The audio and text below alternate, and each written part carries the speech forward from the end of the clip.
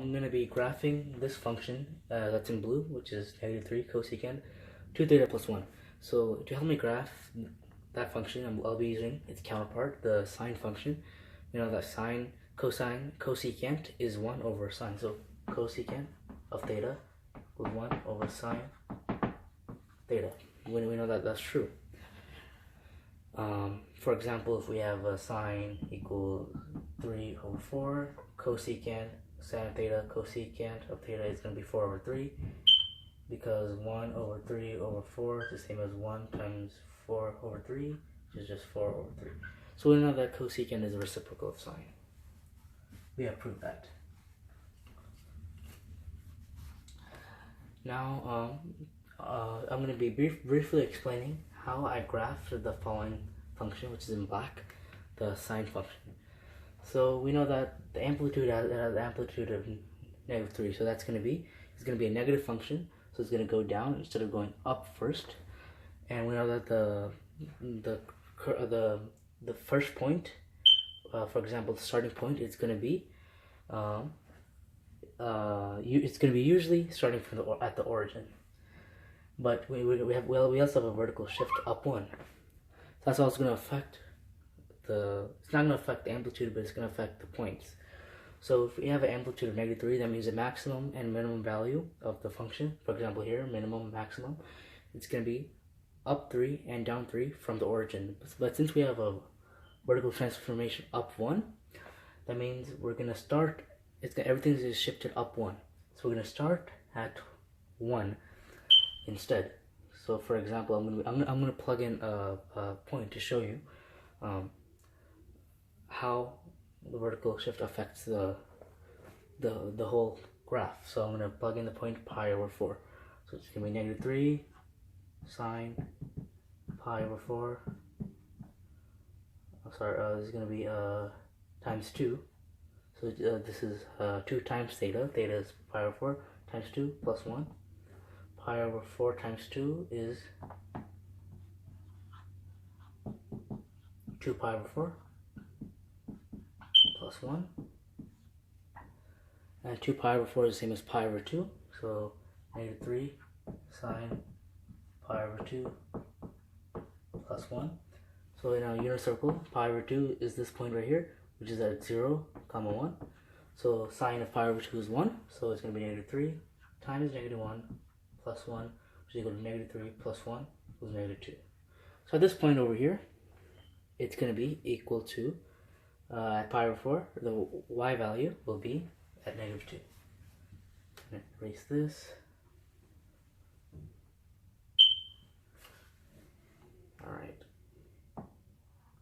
I'm going to briefly explain how I got to the rest of this function. So we know that the period of a function is going to be 2 pi over b. Our b value is 2, so it's going to be 2 pi over 2, which is equal to pi. So it's the function is going to complete a full period, and it's going to end at pi. So we have the starting point, which is at 0, 1, and the ending point, which is at pi, 1. And we got to find these other points.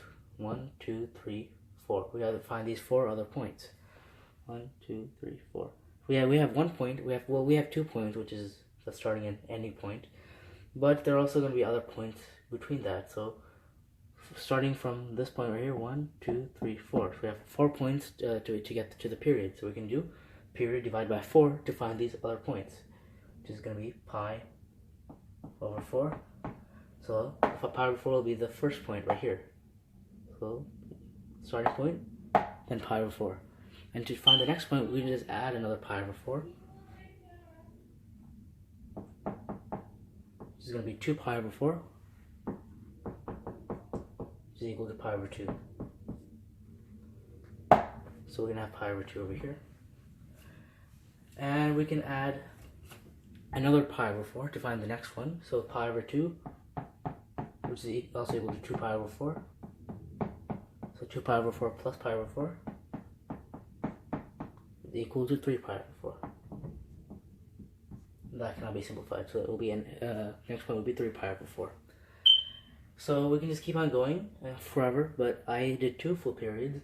So, and then we would just continue going. Pi is equal to 4 pi over 4, then plus 1 pi, 5 pi over 4, and so on until you get to 2 pi, which is going to be the end of the second period. So now we have the sine function graphed. And now we can start to move on to graph the cosecant function. So we can start to graph the cosecant function now. So I made a table here, which is a list of points on the x-axis, and we can use the table to figure out the y values and sort of figure out what the shape of the cosecant function will look like. So first of all, we can plug in a few points to figure out for theta, which is the x values, into the function, the cosecant function, to get the output, which is the y values. So at 0, it's going to be undefined.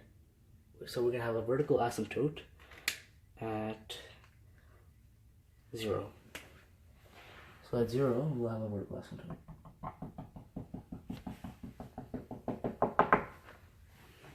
So now we have a vertical asymptote at 0. Now I'm going to show why that is. So when we plug in 0 to the cosecant function, we get -3 cosecant 2 times 0, because 2 times theta plus 1. Then we get -3 cosecant of 0 plus 1. Now the cosecant of 0 is, well, cosecant of theta is 1 over sine of theta. So sine of 0 is 0. So cosecant will be 1 over 0 because cosecant of theta is 1 over sine of theta. So it's going to be -3 times 1 over 0 plus 1. We cannot have 1 over 0. So no matter what we do, even if we multiply it by -3 and add 1, it's still going to be undefined because we cannot have 1 over 0. So this is going to be undefined. Even if we multiply, -3 to it, it's going to be -3 over 0 plus 1. We cannot have anything over 0, so this is invalid. So this whole thing is invalid. So it's undefined. I'm going to demonstrate this for a few more points and we can start to graph. So the next one we have is pi over 4. So at pi over 4 we can plug in, so -3 cosecant 2 pi over 4 plus 1. So we're going to have -3 cosecant. So 2 pi over 4 is the same as pi over 2. We can cancel out. Pi over 2 plus 1. Now at pi over 2, the sine of pi over 2 is pi over 2 is right here. And the sine of pi over 2 is 1. So the cosecant of pi over 2 is going to be 1 over 1. So it's just going to be -3 times 1 over 1 is the same as 1. So 1 divided by 1 is 1. We know that. Plus 1. So we have -3 plus 1 equals -2. So at pi over 4, it's going to be at -2 for the cosecant function.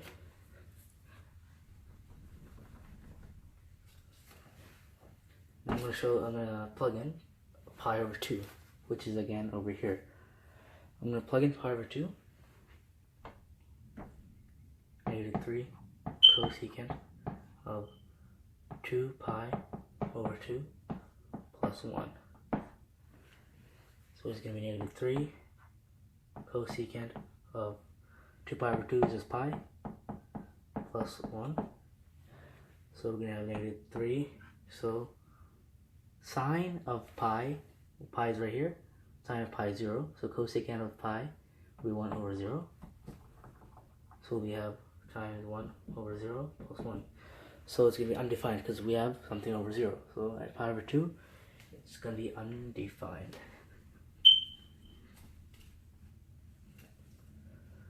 Now we can keep on going, but it will take some more time. But we know that what we learned from this is that wherever the sine graph crosses the x-axis, or touches the x-axis for the cosecant graph, that will be a vertical asymptote. Now, although it seems that it doesn't cross the x-axis, although it seems that it crosses the x-axis at point 1 because it shifted up 1, because the whole function is shifted up 1, this green dot line, which is at 1, is basically our new x-axis. So, but in any case, wherever the sine graph crosses the x-axis, that will be a vertical asymptote for the cosecant function. So looking off this table, so I'm going to use a different color. So at pi over 4 we have negative 2, and at pi over 2 we have undefined, because we have 1 over 0. So we're going to have a vertical asymptote at pi over 2.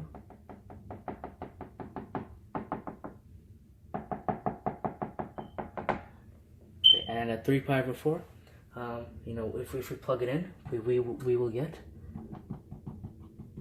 4 for 3 pi over 4. When we plug it in the same way we did earlier, I'll just demonstrate it here.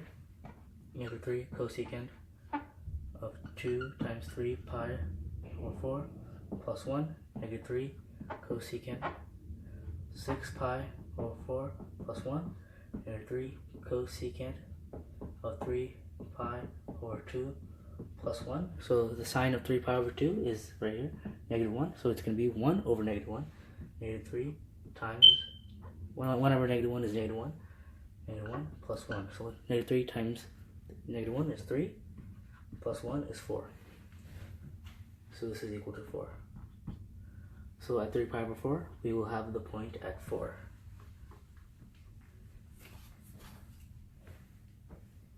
So right here. And at pi, also, when we plug it in, we're going to get an undefined, because, for example, when we plug in pi to this, we'll get negative 3 cosecant of 2 pi, which is the same as 360, which is back over here. And then, so the sine of 2 pi is 0, so cosecant of 2 pi would be 1 over 0. So we'd have undefined. So we'd have a vertical asymptote at the point at pi.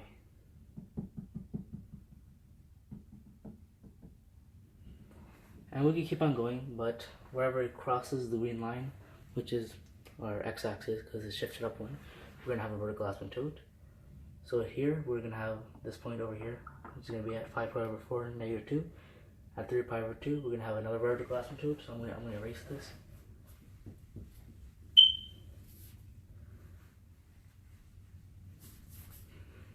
Here we draw my asymptotes at pi and pi over 2. So at 3 pi over 2, we're going to have another vertical asymptote.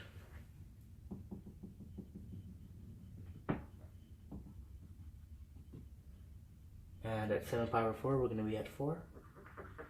And at 2 pi again, we're going to be having another vertical asymptote, because this is where it crosses the x-axis.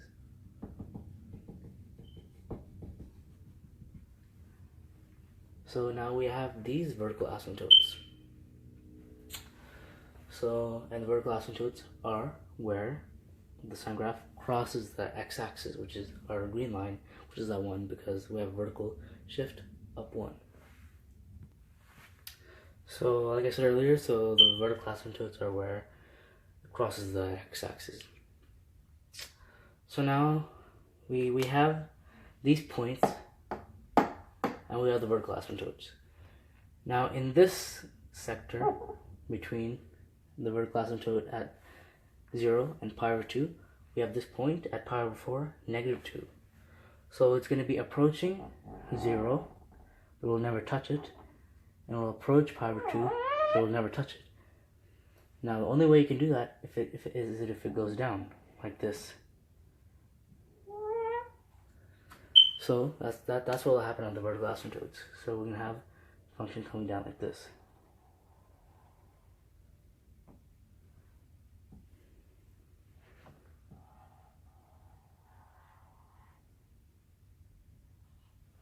So this area, so that we're going to have something that looks like this. Make it cleaner.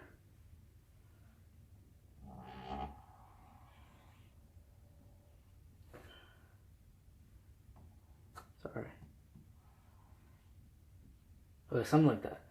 And in this sector, we have the vertical asymptotes of pi over 2 and pi. So from this point, the function is going to be approaching pi and pi over 2.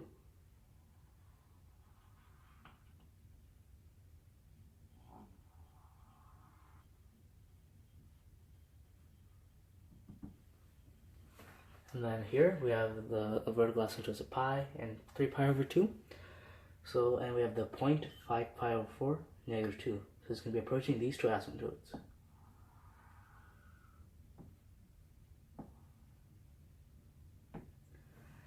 And we have the point 7 pi over 4, comma 4, and it's going to be approaching 3 pi over 2 and 2 pi, these two asymptotes.